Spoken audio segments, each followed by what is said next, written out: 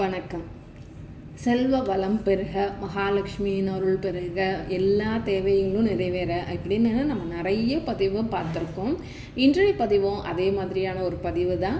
பண வரவு கிடைக்க என்ன பரிகாரம் செய்யணும், எப்படி வழிபாடு செஞ்சால் உங்களுக்கு விரைவில் உங்களோட கஷ்டங்கள் அனைத்தும் தீரும் அப்படின்றத பற்றியான ஒரு பதிவை தான் இன்றைக்கி நம்ம அறிவோம் ஆன்மீகம் சேனலில் பார்க்க போகிறோம்.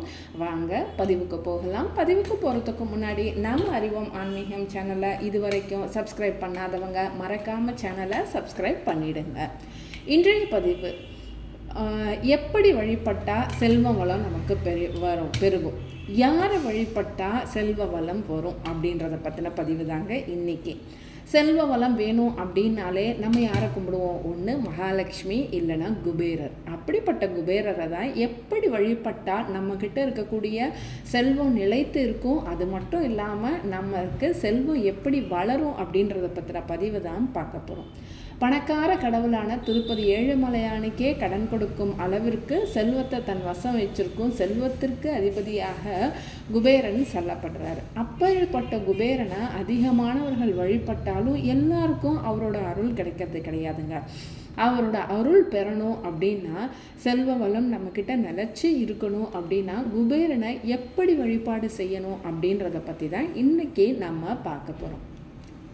மகாலட்சுமியையும் குபேரனையும் வழிபட்டால் நமக்கு செல்வம் நிறைய சேரும் அப்படின்னு நிறைய பேர் யோசிச்சுட்ருப்பாங்க. பலரும் பணம் மட்டும்தான் செல்வம் அப்படின்னு நினச்சிட்ருக்காங்க. அப்படி கிடையாதுங்க. செல்வ வளம் பெருகணும் அப்படின்னா, செல்வம் அப்படின்னாலே பொன், பொருள், அறிவு, ஆரோக்கியம், குடும்ப ஒற்றுமையாக இருக்கிறது, மன நிம்மதியாக இருக்கிறது, நல்ல பெயர், இது எல்லாம் சேர்த்தது தாங்க செல்வ வளம் அப்படின்னு சொல்கிறது. வாழ்க்கையை வளமாக்கக்கூடிய இந்த அனைத்தையும் சேர்த்து குறிப்பிடுறது தான் செல்வம் அப்படின்னு சொல்லுவாங்க. பெரியவங்க சொல்லுவாங்க இல்லையா, 16 பெற்று பெருவாழ்வு வாழ்க. அதில் ஒரு செல்வம் தான் பணம். அப்படிப்பட்ட 16 செல்வமும் நம்மக்கிட்ட இருந்துச்சு அப்படின்னா, பணம் மட்டும் இருந்துட்டா போதுமா? மற்ற செல்வம் எதுவும் இல்லைன்னா நம்ம என்ன ஏதோ ஒரு குறையோடு தானே இருப்போம். ஆனால் 16 செல்வமும் கிடைச்சி பெருவாழ்வு வாழணும்னா அந்த குபேரரோட அருள் இருக்கணும். அப்படிப்பட்ட குபேரரோட அருள் எப்படி நமக்கு கிடைக்கும் அப்படின்னு பார்த்தீங்க அப்படின்னா, செல்வ வளத்தின் காவலராகவும் நவநிதிகளின் அதிபதியாகவும் குபேர பகவான் போற்றப்படுகிறார். குபேர வழிபாட்டின் உண்மையான தத்துவம் நிறைய பேருக்கு தெரியலைங்க. குபேரனை வழிபட்டாலே போதும் நமக்கு கிடைச்சிரும் அப்படின்னு யோசிக்கிறாங்க. குபேரர் வட திசையின் அதிபதியாகவும் தேவர்களின் செல்வ காவலராகவும் வர்ணிக்கப்படுறாருங்க. அவரோட கரங்களில் பொற்கலசம், நவரத்தனங்கள், செல்வ மூட்டை இப்படின்னு செல்வ வளத்தின் அடையாளமாக சொல்லப்படுதுங்க. அதே சமயம் இந்து புராணங்களின்படி குபேரன் மிகப்பெரிய சிவபக்தன் அப்படின்னு சொல்லலாம். சிவனை நோக்கி கடும் தவம் செய்ததான் பெரும் செல்வங்களை நிர்வகிக்கும் பொறுப்பை அவர் பெற்றார் அப்படின்னும் சொல்லப்படுது. அப்படிப்பட்ட குபேரனை வியாழக்கிழமை குரு பகவானுக்குரிய உரிய நாளாக கருதப்படுகின்ற வியாழக்கிழமை அன்னைக்கு மனதையும் வீட்டையும் தூய்மைப்படுத்தி வழிபடுவது ரொம்ப முக்கியமாக கருதப்படுதுங்க. நெல்லி மரத்தில் மகாலட்சுமி வாசம் செய்கிறாள் அப்படின்னு நம்பப்படுது. அதனால தான் குபேர பூஜையில் நெல்லிக்கனியை வைத்து வழிபடுவது பல இடங்களில் இப்பயும் வழக்கமாக இருக்குது. நெல்லிக்கனி ஆரோக்கியத்தோட அடையாளமாகவும் செல்வம் மட்டும் இல்லைங்க, உடல் நலமும் நிலைத்திருக்க வேணும் அப்படின்னு நினைக்கிறவங்க அதாவது குபேரனுக்கு அவல், பால், சர்க்கரை சேர்த்த நெய்வேத்தியம் செய்கிறதும் வழக்கமாக இருக்கிறது. அவல் எளிமையின் அடையாளம் அப்படின்னே சொல்லப்படுது. குபேர விளக்கோட மகிமை அடுத்தது.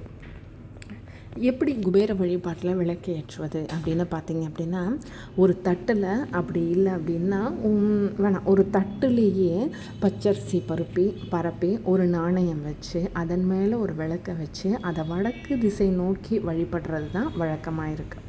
வடக்கு திசை குபேரனின் திசை அப்படின்னு வாஸ்து மரபுகள் சொல்லுது.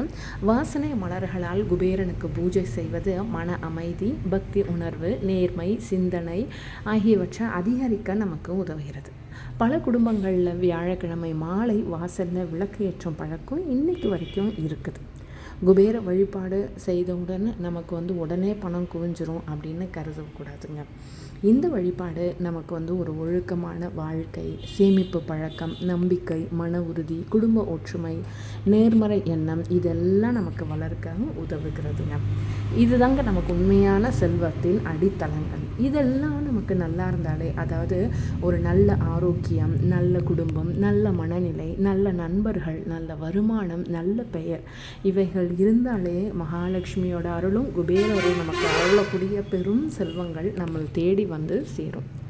அப்படிப்பட்ட குபேர வழிபாடை வியாழக்கிழமை தோறும் செஞ்சுட்டு வாங்க. கண்டிப்பாக குபேரரோட அருளும் மகாலட்சுமியோட அருளும் பூரணமாக கிடைச்சி செல்வ வளம் சகல செல்வமும் பெற்று சிறப்புடன் வாழ வாழ்த்துகிறோம். இந்த பதிவு உங்களுக்கு பிடிச்சிருக்கோன்னு நம்புகிறேன். பதிவு பிடிச்சிருந்துச்சுன்னா மறக்காமல் நாம் அறிவோம் ஆன்மீகம் சேனலை லைக் பண்ணுங்கள், கமெண்ட் பண்ணுங்கள், ஷேர் பண்ணுங்கள். மறக்காமல் சேனலை சப்ஸ்கிரைபும் பண்ணுங்கள். மீண்டும் ஒரு பதிவில் மீண்டும் சந்திக்கலாம். வாழ்க வளமுடன்.